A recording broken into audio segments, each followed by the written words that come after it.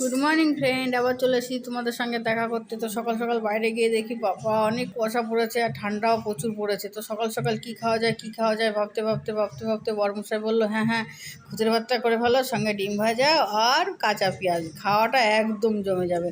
তো বলা শেষ, আমার রান্না করাও শেষ। এবার বড়মশাই বলছে কি তাড়াতাড়ি আমি মাখিয়ে দিচ্ছি, তুমি খেয়ে না। তো আমি ফটাফট খেয়ে নিলাম। বড়মশাই কী করলো, দুজনটা দুটো ভাগ করে দিল। তারপর ভাগ করে দেওয়ার পরে বলকে মারপিট না হয়ে যায় এর জন্য।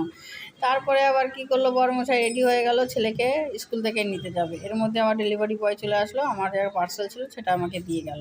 এদিকে ছেলেকে নিয়ে এসেছে আর সঙ্গে আইসক্রিমও নিয়ে এসছে। এবার আমি বলছি কি যে কেন আইসক্রিম এনেছো? তারপর বড়মশাই বললো আমি আনিনি, ছেলে এনেছে। আর ছেলে বলছে না না পাপা এনেছে। সে তো বুঝতে পেরেছি কে এনেছে কে আনেনি। এদিকে ছেলে ঘরে এসে তো দেখো জামা কাপড় তো ছাড়েনি, তার খেতে শুরু করলো, টপ খাচ্ছে।